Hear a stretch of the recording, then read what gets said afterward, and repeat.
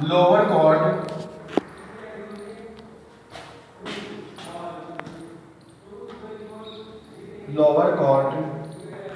Punish capital appeal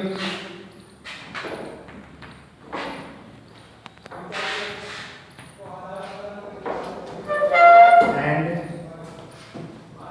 high court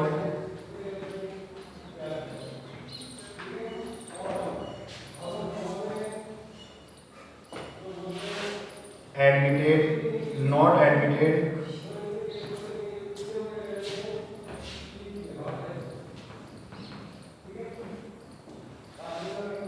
या तो lower court ने उसको अपील दे दी हो और जो है हाई कोर्ट ने उसको एडमिटेड नहीं की हो। मतलब कुल मिलाकर जो है आप इसका सीधा सा अर्थ देखो कि जो है लोअर कोर्ट और हाई कोर्ट अगर दोनों का जो है डिसीजन क्या हो, ऑपोजिट हो, दोनों का डिसीजन क्या हो, ऑपोजिट हो, तो ऐसी अपील कौन सुनेगा? आपका सुप्रीम कोर्ट सुन सकता है। दूसरा हो गया if high court want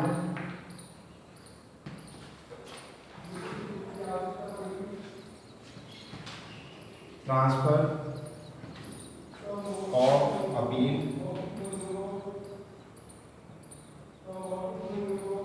in supreme court,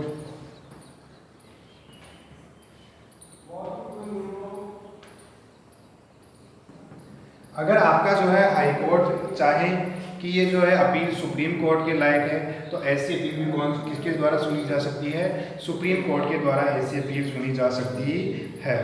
या जो है हम लोग लोअर कोर्ट जो है उसको पनिश कर दें, अब हाई कोर्ट इसको एडमिटेड नहीं करे, या मैंने बताया दूसरा हाई कोर्ट उसको पनिश कर दे और लोअर कोर्ट उसको पनिशमेंट नहीं दे। लोअर कोर्ट या हाई कोर्ट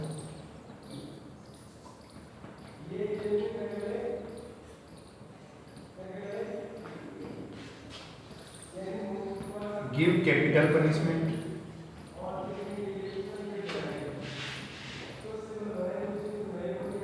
तो ये तीन तरह की जो है क्रिमिनल अपील थी जो आपकी सुप्रीम कोर्ट द्वारा सुनी जा सकती है।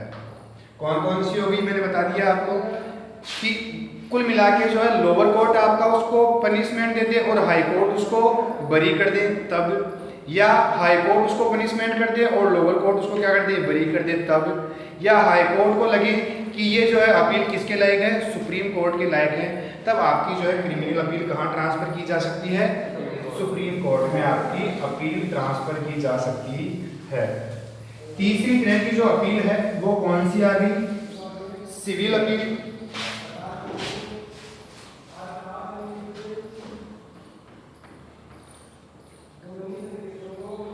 सिविल जो अपील है वो किस तरीके की है? पहले जो है ये आपकी जो अपील है सुप्रीम कोर्ट केवल 20,000 के जो ऊपर के मामले हैं वही देखता था, लेकिन जो है आपका कौन से कॉन्स्टिट्यूशनल अमेंडमेंट में 13th जो कॉन्स्टिट्यूशनल अमेंडमेंट हुआ उसमें ये आपकी बाउंडेशन हटा दी और सुप्रीम कोर्ट जो है हर तरीके की सिविल अपील सुन सकता है। तो हम लोग लिख सकते हैं बिफोर कौन से कॉन्स्टिट्यूशनल अमेंडमेंट? पहले 13th कॉन्स्टिट्यूशनल अमेंडमेंट। जानते हो कॉन्स्टिट्यूशनल अमेंडमेंट क्या होता है? हैं? ये भी नहीं जानते क्या अभी? किसने बताया? इंग्लिश मीडियम के हो? हाँ तो हिंदी आई तभी बात करना। कॉन्स्टिट्यूशन का मतलब होता है संविधान में संशोधन। तो कॉन्स्टिट्यूशन का मतलब क्या हो गया? संविधान, और अमेंडमेंट का मतलब क्या होता है? उसमें संशोधन या परिवर्तन या चेंजेस। तो जो 30वां जो संशोधन हुआ या अमेंडमेंट हुआ, कॉन्स्टिट्यूशनल अमेंडमेंट हुआ, before 13th constitutional amendment limited कितनी थी? Up to 20,000।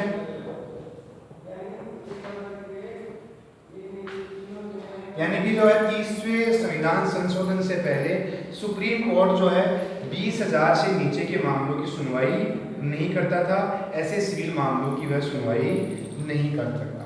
But after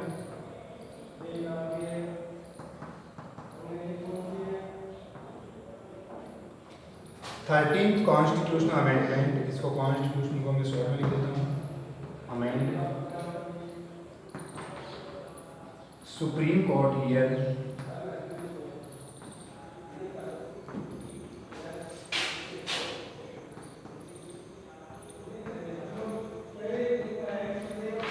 all type of civil appeal,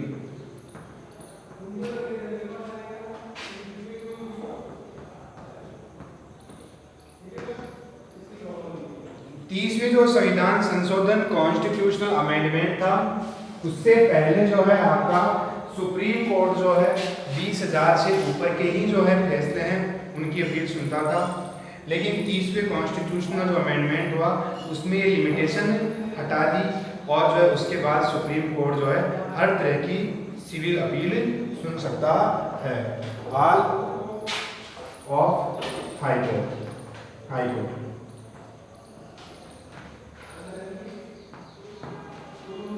आगे के बाद समझ में, चौथी आपकी और लास्ट अपील कौन सी है? Special appeal.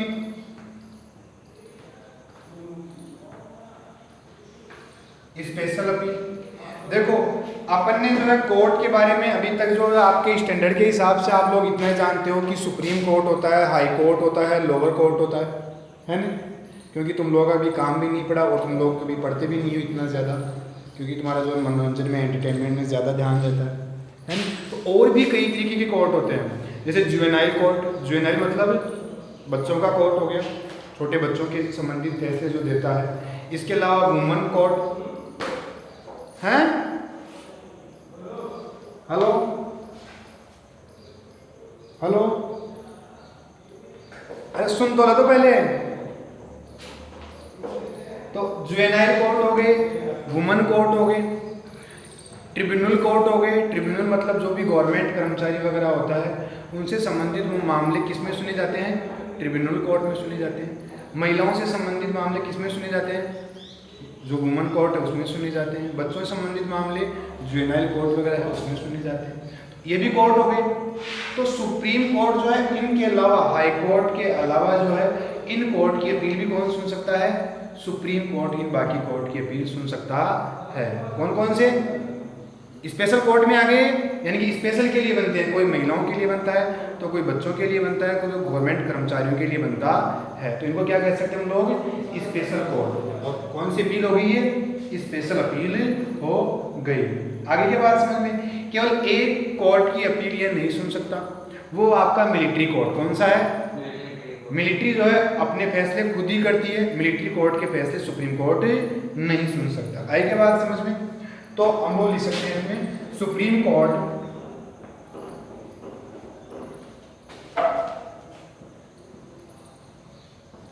Here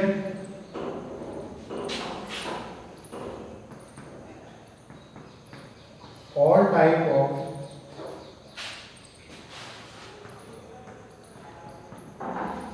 special appeal. किसको छोड़कर? केवल शाबाश, एक्सेप्शन है। हाँ तो चुप ही रहते, समझे बाद में बोलते, दूसरा क्वेश्चन आ जाता है तब उसका उत्तर दे दिए। पता नहीं बुक में देख के बोल दिए क्या। हाँ तो ऐसे वेट करती हूँ कि भाई एक बार सर बोल दो उसके बाद में बोलूँ। हाँ चल ठीक है, तू दूर होगी, थोड़ा ज़्यादा दूर होगी इस वजह से। सिविल, तो अपन ने बताया सिविल में कौन से मामले सुन सकता है। पहले तो ये लिमिट 20,000 थी, लेकिन अब जो है सुप्रीम कोर्ट जो है 20,000 से नीचे के मामले भी सुन सकता है। हाई कोर्ट की कोई भी अपील हो, सिविल अपील, उसको कौन? सुप्रीम कोर्ट सुन सकता है। स्पेशल अपील, सुप्रीम कोर्ट जो है सभी कोर्टों की स्पेशल अपील सुनता है, केवल किसको छोड़कर? मिलिट्री कोर्ट की अपील को छोड़कर सभी तरह की वह अपील सुनता है। आई के बाद समझ में, चले नेक्स्ट। नोट साथ साथ में लिख दोगे तुम लोग भी? सही है।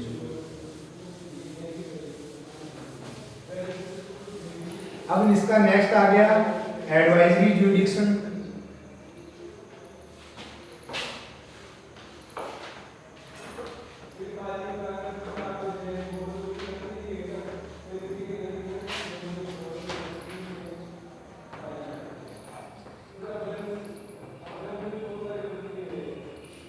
Advisory jurisdiction. देखो पहले ध्यान से समझना, ये है आपका आर्टिकल 143 में। आर्टिकल का मतलब है, हाँ अब बताओ। आर्टिकल 143 में ये दे रखा है, क्या दे रखा है कि प्रेसिडेंट को कोई पब्लिक इंपॉर्टेंस मतलब कोई लोगों के हित में किसी बात को लेकर वह उलझन में है, कौन, प्रेसिडेंट, तो वह किससे एडवाइस ले सकता है, सुप्रीम कोर्ट से एडवाइस ले सकता है। कौन, तो president can seek advice from supreme court in public importance matter. लेकिन फिर इसके बाद वह उस एडवाइस को माने या नहीं माने, यानी कि प्रेसिडेंट उस एडवाइस को मानने के लिए बाउंड नहीं है। आगे की बात समझ में, तो कौन से आर्टिकल में, आर्टिकल 143 में। क्या है आर्टिकल 143 में, प्रेसिडेंट कैन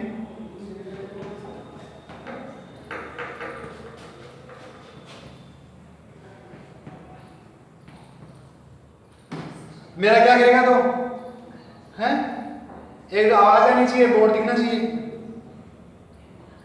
है president can took advice from supreme court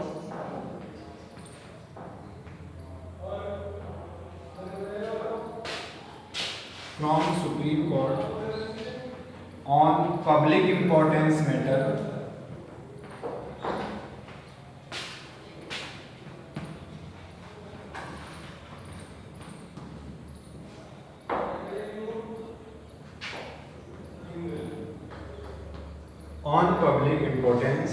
matter पर जो है आपका प्रेसिडेंट सुप्रीम कोर्ट से एडवाइस दे सकता है, but this advice of supreme court को मैं ऐसे लिख देता हूँ, और supreme court not bound on president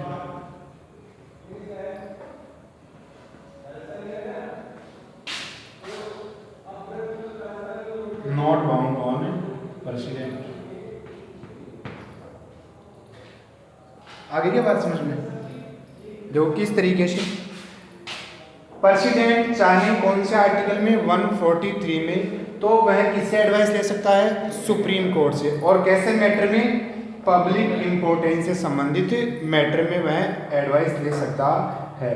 लेकिन इसके साथ साथ दूसरा पॉइंट क्या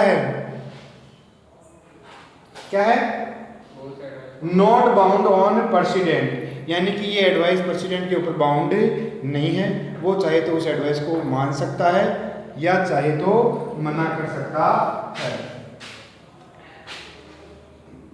रफ कर दें इसको, दिखाई किस किस को नहीं दे रहा, सबको दिख रहा है, तो फिर ऐसे कोई अलग अलग तो दिखा। हाँ तो तेरे नेटवर्क में प्रॉब्लम है।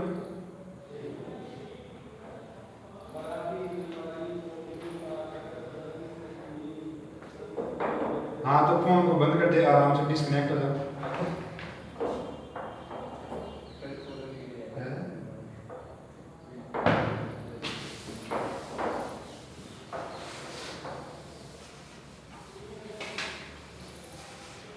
नेक्स्ट अपना टॉपिक आता है कोर्ट ऑफ रिकॉर्ड।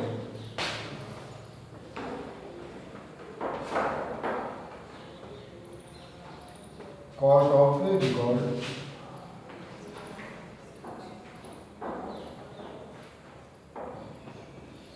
ये कौन से आर्टिकल में है, 129 में। कौन से आर्टिकल में है,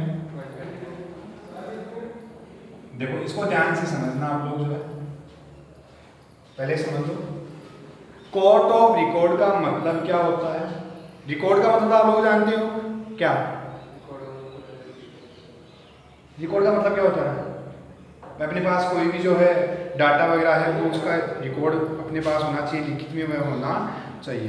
तो ये मैं कह रहा हूँ कि आर्टिकल 129 में ये दे रखा है कि सुप्रीम कोर्ट के जो भी डिसीजन होते हैं, सुप्रीम कोर्ट के जो भी डिसीजन होते हैं वो लोअर कोर्ट में, उससे लोअर कोर्ट में, तो सुप्रीम कोर्ट से लोअर कोर्ट कौन आ गया, हाई कोर्ट, और उसके नीचे की कोर्ट। तो सुप्रीम कोर्ट के जो भी डिसीजन है वो कहाँ पर होने चाहिए, लोअर कोर्ट में होने चाहिए एज ए प्रूफ होने चाहिए, वो फोटोकॉपी के तौर पर एज ए प्रूफ होने चाहिए। आगे के बाद पहली बात समझ में आ गई। दूसरी चीज, और ऐसे अगर मिलते जुलते मामले उन कोर्ट के पास आते हैं तो उनका जजमेंट जो है उसी के अनुसार होना चाहिए, उस सुप्रीम कोर्ट के डिसीजन के अनुसार होना चाहिए। आई के बाद समझ में, दोबारा समझोगे कोई लोकल एग्जांपल से? हेलो, दोबारा समझोगे? आगे जैसे कोई एग्जांपल आप लोग ले सकते हो, जैसे मान लो कोई लूटपाट का केस था जिसमें जो है लोगों ने लूटपाट की और उसके साथ जो है किसी व्यक्ति की हत्या भी कर दी। ठीक है, ये केस कहाँ, सुप्रीम कोर्ट में चला गया। सुप्रीम कोर्ट ने जो है उस व्यक्ति को क्या सज़ा सुना दी, तो वो सज़ा तो लिखित में सुनाई जाती है, क्या क्या एविडेंस थे, क्या क्या इसने काम किया। ठीक है, तो वो जो भी सुप्रीम कोर्ट का 4-5 पेज का जो उसका डिसीजन था वो कहाँ पर होना चाहिए, नीचे के कोर्ट में होना चाहिए। अब मान लो 2 महीने बाद, 4 महीने बाद ऐसा ही केस हाई कोर्ट के पास आ गया जिसमें वही जो है लूटपाट भी और मर्डर हुआ, तो अब हाई कोर्ट अपना फैसला कैसे देगा? वो सुप्रीम कोर्ट ने जो फैसला अपना जो पिछला जजमेंट दिया था उसी के हिसाब से अपना फैसला देगा। तो इसी को क्या कहते हैं लोग, कोर्ट ऑफ रिकॉर्ड कहते हैं। दूसरी चीज इसमें 2 तरह के हैं प्रोविजंस। दूसरा प्रोविजंस इसमें यह है कि सुप्रीम कोर्ट अगर नीचे के कोर्ट जो है इसकी बात नहीं मानते या इस तरह की, मतलब contempt of court, contempt of court का हिंदी में मतलब होता है बात को नहीं मानना।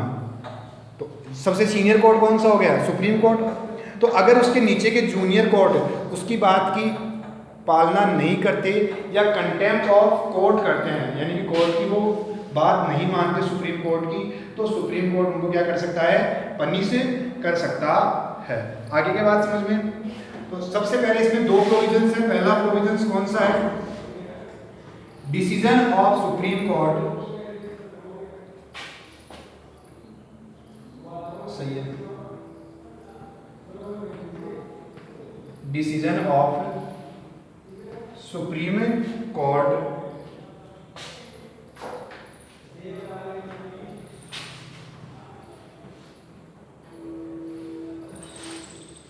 will be in lower court as a evidence के तौर पर यह होने चाहिए। And decision of supreme court will be in lower court में होने चाहिए एज ए एविडेंस, प्रूफ के तौर पर या एविडेंस के तौर पर होने चाहिए। And the decision of lower court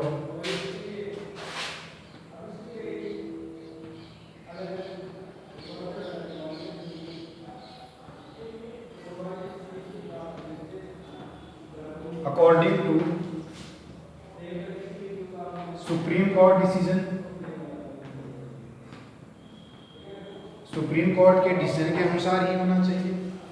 दूसरा मैंने बताया क्या,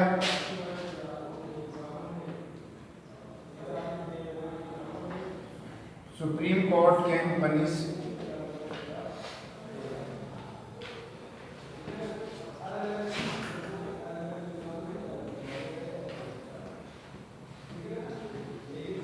on contempt of court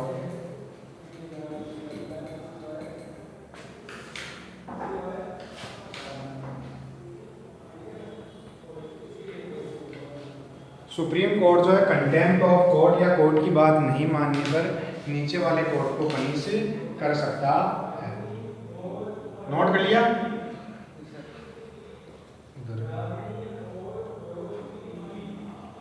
कर लो 2 पॉइंट उनको कर लेते हैं फटाफट, फिर अपना ये चैप्टर कंप्लीट हो जाएगा।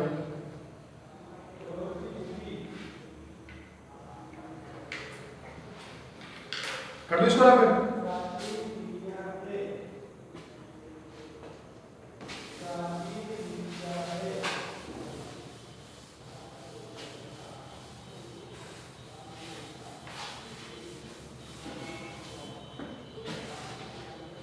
नेक्स्ट आ गया saviour of the fundamental rights.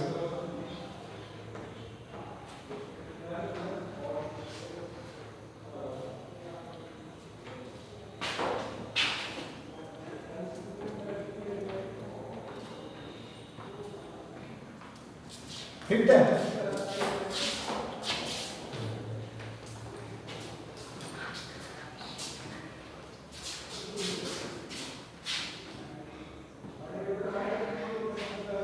Saviour of fundamental rights, यानी कि फंडामेंटल राइट्स है उनको भी सेव करता है या उनसे भी अपनी रक्षा करता है।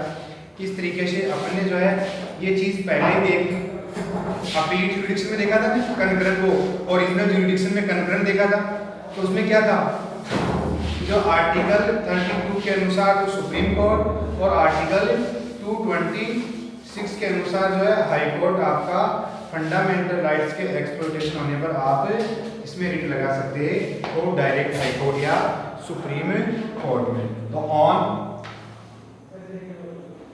Violation of fundamental rights, on violation of fundamental rights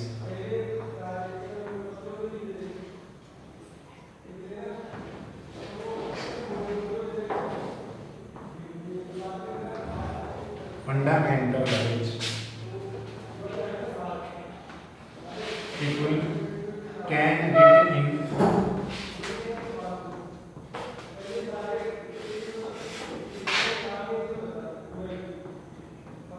supreme court. कौन से आर्टिकल में बताया है? 32 आर्टिकल में आपको बताया, नोट कर लो इतना ही है। फिर ये आपका है writ in supreme court, WRIT writ.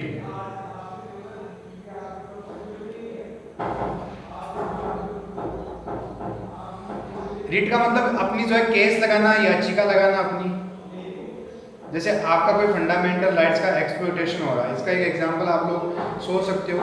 जैसे मान लो कोई सरकार ने कोई आपका डिसीजन दिया, वो डिसीजन ऐसा दिया कि उसमें जो है महिलाओं और पुरुषों या बच्चों या बूढ़ों किसी को भी लेकर भेदभाव हो रहा है उस नियम में, तो नियम में भेदभाव हो रहा है। इस अपने कॉन्स्टिट्यूशन में क्या दे रखा है? Right to equality. अरे आप लोगों ने ऐड में पढ़ा होगा राइट टू इक्वलिटी, इसका मतलब इक्वलिटी नहीं है, फंडामेंटल राइट्स का एक्सप्लॉइटेशन हो रहा है। तो आप लोग डायरेक्ट रिट कहाँ लगा सकते हो? सुप्रीम कोर्ट में आप लोग रिट लगा सकते हैं। इसके भी जो है कई प्रोविजंस हैं। फिर हम लोग जब DPSP directive principle of state policy पढ़ते हैं तो उसमें फिर ये भी दे रखा है कि आपकी स्टेट गवर्नमेंट जो है किसी स्पेशल जो है कैटेगरी के लिए या किसी स्पेशल पर्सन के लिए जो है इक्वलिटी वाला रूल तोड़ सकती है।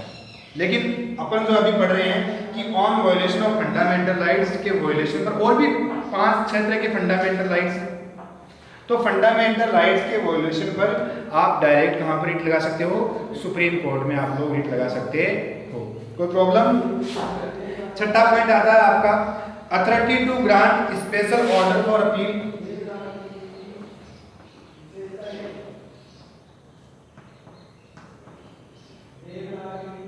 Can writ, CAN can writ, WRIT authority to hear special appeal।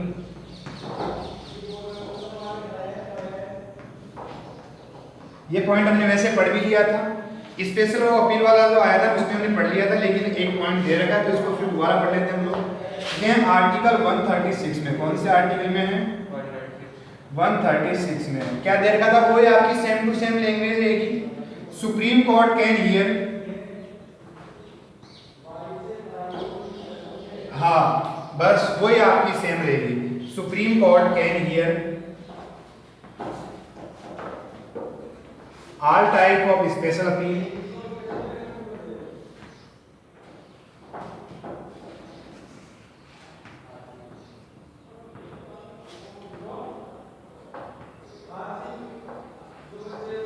और इसका मैंने एक्सेप्शन कौन सा बताया था? मिलिट्री कोर्ट की, मिलिट्री कोर्ट की अपील ये नहीं सुन सकता।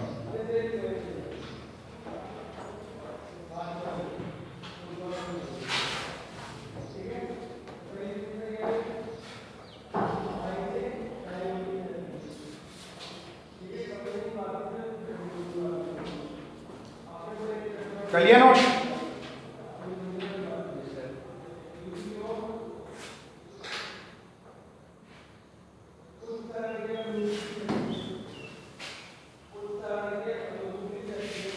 नेक्स्ट और लास्ट टॉपिक है इस चैप्टर का आपका पावर ऑफ जुडिशियल रिव्यू।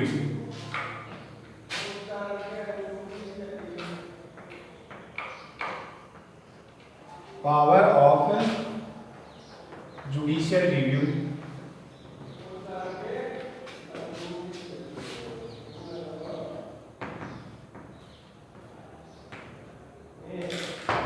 अच्छा, आप लोगों ने इतना चैप्टर पढ़ लिया है ना, तो अपने लिए लॉस कौन बनाता है?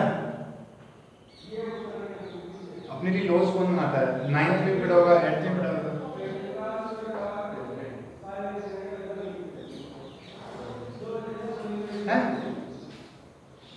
आप भी सुन रहे हो नहीं इधर? ऑनलाइन वाले चुप हो जाते हैं। हाँ, लड़की तो उत्तर बता रही थी आगे, अब की बात और भी ज़्यादा लेट हो गई। अब उत्तर तो नहीं बताया, आपकी बात क्वेश्चन पूछा था उसका क्वेश्चन का। देखो, अपने लिए जो लॉ बनाती है या तो सेंट्रल गवर्नमेंट बनाती है या कौन बनाती है? स्टेट गवर्नमेंट बनाती है। आपने छोटी क्लास में पढ़ा होगा कि जो है अपने गवर्नमेंट को डिसेंट्रलाइज कर रखा है। डिसेंट्रलाइज, और मैंने यह भी बताया था आप लोगों को, लेकिन आप लोगों के क्या है, मोटी बुद्धि की हो तो याद कम होता है ना। बताया था मैंने 3 लिस्टों में बांट रखा है अपने को, यूनियन लिस्ट, स्टेट लिस्ट और कॉन्करेंट लिस्ट। यूनियन लिस्ट पे लॉज कौन बनाएगा? केवल सेंट्रल गवर्नमेंट बनाएगी। स्टेट लिस्ट पर लॉज कौन बनाएगा? स्टेट गवर्नमेंट बनाएगी। और कॉन्करेंट लिस्ट पर कौन बनाएगा? दोनों मिलकर बनाएंगे, स्टेट गवर्नमेंट और। तो कुल मिला के अपनी लॉज कौन बनाती है? स्टेट गवर्नमेंट और सेंट्रल गवर्नमेंट आपकी लॉज बनाती है। The laws made by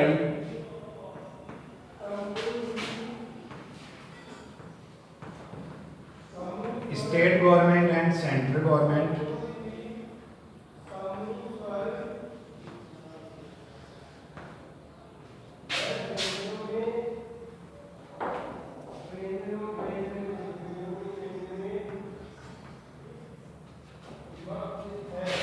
central government, अब की बार गवर्नमेंट को जीओ लिख देता हूँ मैं।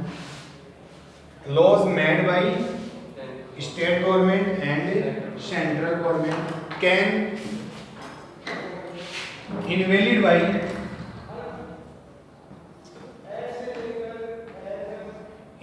Bye supreme court,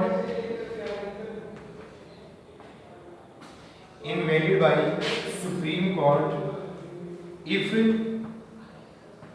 these laws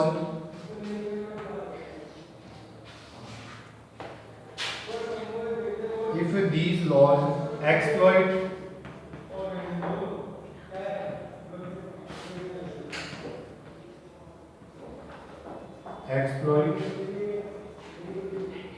fundamental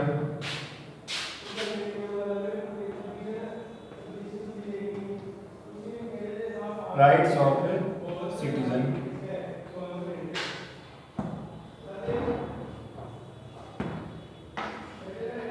आगे की बात समझ में। लॉज आपके जो बनाए जाते हैं वो किसके द्वारा बनाए जाते हैं? सेंट्रल गवर्नमेंट और स्टेट गवर्नमेंट के द्वारा लॉज बनाए जाते हैं। अगर ये लॉज किसका एक्सप्लॉइट करें? फंडामेंटल राइट्स के अनुसार नहीं हो, ये लॉज किसके अनुसार नहीं हो, या ये जो है लोगों के फंडामेंटल राइट्स का एक्सप्लॉइटेशन करते हो, तो ऐसे जो है लॉज को सुप्रीम कोर्ट क्या कर सकता है? इनवैलिड या उनको मानने से इनकार कर सकता है, उनको लागू करने से इनकार कर सकता है। कब? जब वो सिटीजन्स के या नागरिकों के फंडामेंटल राइट्स को एक्सप्लॉइट कर रहे हो तो उनको इनवैलिड कर सकता है। ये आपका चैप्टर कंप्लीट हो गया है।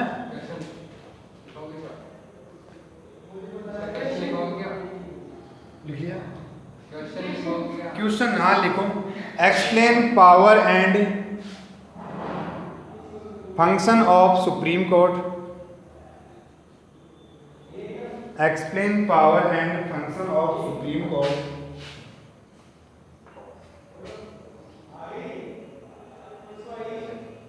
बस ये चैप्टर के जो है सबके पास नोट्स होने चाहिए, सबको लर्न होना चाहिए।